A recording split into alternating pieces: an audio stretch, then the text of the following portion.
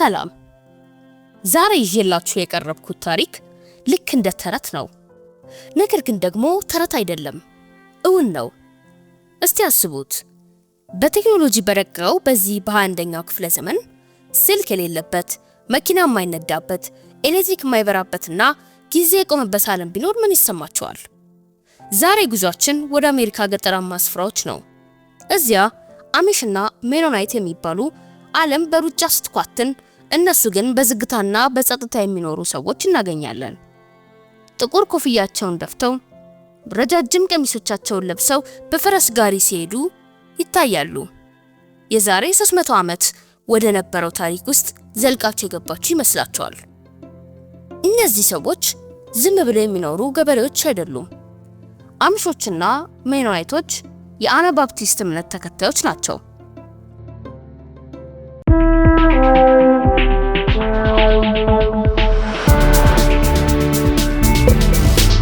ታሪካቸው የሚጀምረው በአውሮፓ በ16ኛው ክፍለ ዘመን ነው። በወቅቱ ከነበረው የቤተ ክርስቲያን ስርዓት ወጥተው ጥምቀት መሆን ያለበት ሰው ያውቁና አምኖበት ሲበስል ብቻ ነው የሚል አቋም ይዘው ተነሱ። ይህ አቋማቸው ግን ከፍተኛ ስደትና ስቃይ ያመጣባቸው። በአውሮፓ መኖር ሲገፋቸው ሰላምን ፍለጋ ወደ ሰሜን አሜሪካ ተሰደዱ። ከዚያ ጊዜ ጀምሮ ዓለም በኢንዱስትሪ ስትቀየር፣ እነሱ ግን ዓለምን አትምሰሉ የሚለውን የመጽሐፍ ቅዱስ ቃል ጥሬ ትርጉም ይዘው እዚያው ቆሙ። ብዙ ሰው ሜኖናይትና አሚሾችን አንድ ያደርጋቸዋል፣ ግን ልዩነት አላቸው። አሚሾች በጣም ጥብቅ ናቸው። ኦርዱንግ የሚባል ያልተጻፈ ሕግ አላቸው። መኪና አይነዱም፣ ፎቶ አይነሱም፣ ትዕቢትን ያመጣል ብለው ስለሚያምኑና ከውጭ ዓለም ጋር ግንኙነታቸው በጣም ውስን ነው። ሜኖናይቶች ከፍ ያለ ዘመናዊነትን ይቀበላሉ። አንዳንዶቹ መኪና ይነዳሉ፣ ስልክ ይጠቀማሉ፣ እናም ኮሌጅ ይገባሉ። ግን አሁንም ቀላል ሕይወትንና ሰላማዊነትን አጥብቀው ይይዛሉ። እስቲ በምናባችሁ ተከተሉኝ። አንድ የአሚሽ መንደር ውስጥ ቆማችኋል። ወንዶቹ ጺማቸውን ያሳድጋሉ፣ ግን ጺም ብቻ። አፍንጫቸው ስር ያለ መስታሽ አያሳድጉም። እሱም ወታደራዊነትን ያሳያል ብለው ስለሚጠሉት። ሴቶቹ ደግሞ ጸጉራቸውን በነጭ ቆብ ሸፍነው ያለምንም ጌጣጌጥና ሜካፕ በቀላል ጨርቅ የተሰፋ ረጅም ቀሚስን ለብሳሉ። ይህ ማህበረሰብ ትህትናን በሚባል ሕግ ውስጥ ነው የሚመራው። ለራስ ክብር መስጠት ሳይሆን ለእግዚአብሔርና ለማህበረሰብ መገዛት ዋነኛ ግባቸው ነው። ነገር ግን ከውጭ ሲታይ ሰላማዊና ቆንጆ የሚመስለው ሕይወት በውስጡ ብዙ ምስጢሮችን ደብቋል። ለምንድን ነው ፎቶ መነሳት የማይፈልጉት? ከማህበረሰቡ መውጣት የሚፈልግ ሰው ምን ይደርስበታል? እናም ደግሞ ብዙዎች የማይናገሩት ደካማ ጎንስ ምንድን ነው?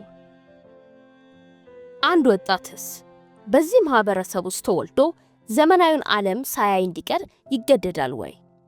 መልሱ አይገደድም የሚል ቢሆንም ዋጋው ግን በጣም ከባድ ነው። ዛሬ ስለ ራምስፕሪንጋ እናያለን።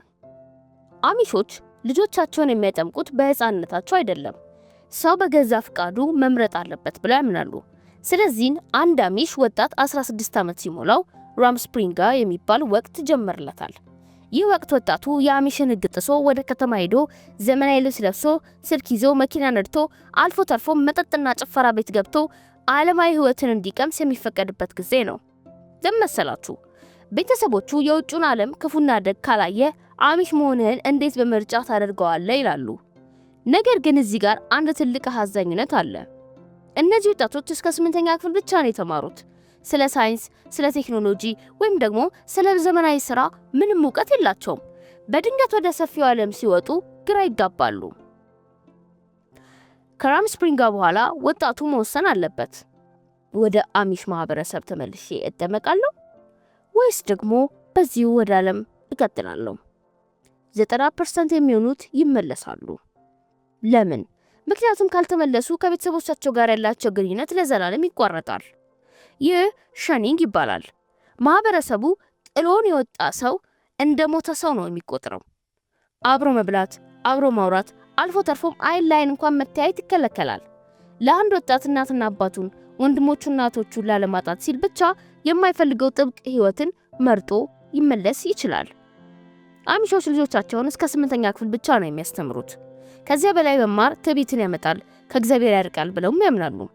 የራሳቸውም ትምህርት ቤት ደግሞ አላቸው። አስተማሪዎቹም ገና የ8ኛ ክፍል ትምህርት ብቻ ያጠናቀቁ ወጣት ሴቶች ናቸው። ይህ ለብዙሃን ሉፖል ወይም ክፍተት ነው። ህፃናቱ ከግብርናና ከቤት ስራ ውጪ ሌላ ዕውቀት እንዳይኖራቸው በማድረግ ከማህበረሰቡ ወጥተው ራሳቸው እንዳይችሉ የማድረግን ስልት ነው ብሎ የሚያስቡ ሰዎች አሉ። እንደ ማንኛውም አሚሾች የሰዎች ስብስብ ናቸው። ንጹህ በሚመስል ማህበረሰብ ውስጥ አሳፋሪ ወንጀሎችና ክሶች ደግሞ መኖራቸው አይቀርም። የጤና ችግሮች፣ የሴቶች መብት እና ዝምታ፣ እናም ደግሞ እጅግ አስደንጋጭ የሆኑ የህፃናት ጥቃት ክሶችም የሚነሱበት ጊዜ አለ። ዝግጁ ከሆናችሁ በዝምታ ወደ ታፈነው የአሚሽ መንደር እንግባ። አሚሾች አንድ ትልቅ ህግ አላቸው፣ ችግራችሁን በውስጣችሁ ፍቱ የሚል። ይህ ማለት ማንኛውም ወንጀል፣ ጥቃት ወይም በደል በማህበረሰቡ ሲፈጸም ወደ ፖሊስ ወይንም ወደ ፍርድ ቤት አይሄዱም።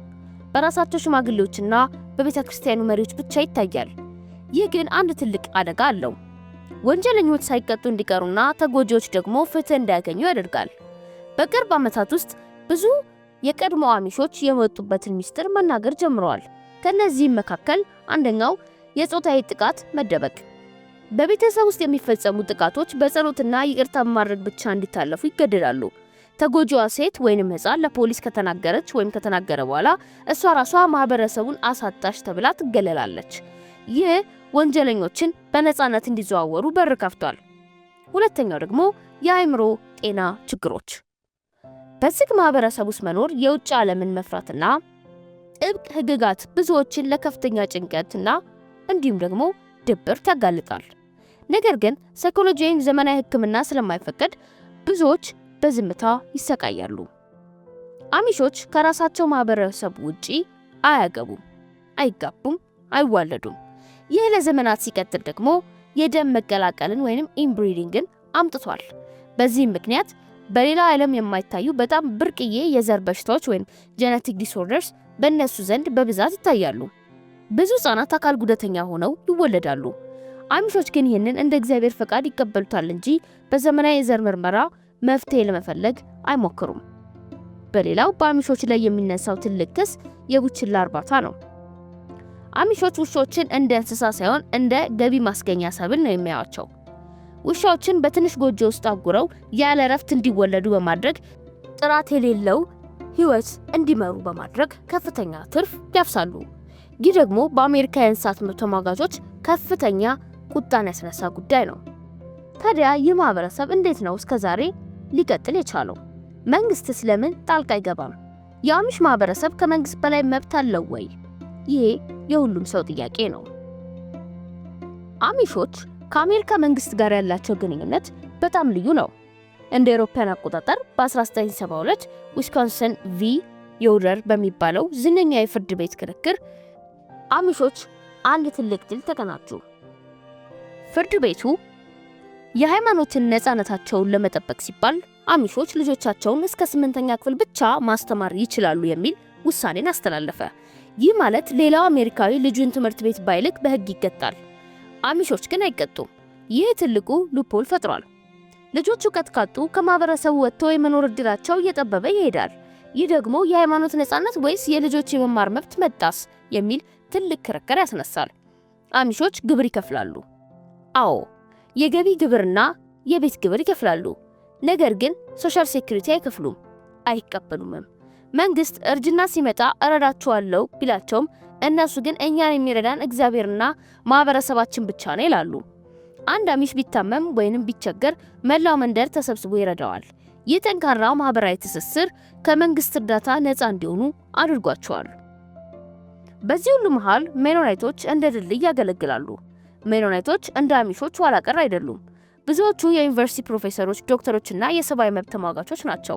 በዓለም ዙሪያ በረሃብና በጦርነት ለተጎዱ ሰዎች እርዳታ በማቅረብ ይታወቃሉ። አሚሾች በዝምታ ሲኖሩ፣ ሜኖናይቶች ግን የአናባፕቲስትን እምነት ለዘመናዊ ዓለም በሚመጥን መልኩ እያቀረቡት ይገኛሉ። አሚሾች እየጠፉ ነው ወይስ እየጨመሩ? የሚገርመው ነገር ቁጥራቸው በየ20 ዓመቱ በእጥፍ ይጨምራል። ምንም እንኳን ቴክኖሎጂ ዓለምን ቢቆጣጠርም የአሚሽ ማህበረሰብ ግን ቀላል ህይወትን በመፈለግ ቁጥሩ እየጨመረ ነው። ነገር ግን የኢንተርኔትና ስማርት ስልክ መስፋፋት ትልቁ ስጋታቸው ሆኗል። አሁን ወጣቶቻቸው በድብቅ ስልክ መጠቀም ጀምረዋል። ይህ የዲጂታል ወረራ የ300 ዓመት ታሪካቸውን ሊያፈርሰው ይችላልም ተብሎ ይፈራል። አሚሾችና ሜኖናይቶች ለኛ የጊዜ ማቆሚያ መስታወቶች ናቸው። በአንድ በኩል ሰላማዊ፣ ታታሪና ትሁት ሲሆኑ፣ አንዳንድ ደግሞ በመሃላቸው የራሳቸው ጥቁር ነጥቦችና የሰብአዊ መብት ጥያቄዎችም አሉባቸው። በመጨረሻም የእነሱ ህይወት አንድ ትልቅ ጥያቄ ያጭርብናል። እውነተኛ ደስታ ያለው በቴክኖሎጂ ሽሚያ ውስጥ ነው ወይስ ወደ ተፈጥሮ ተመልሶ በቀላል ህይወት መኖር ውስጥ? ስለተከታተላችሁኝ አመሰግናለሁ።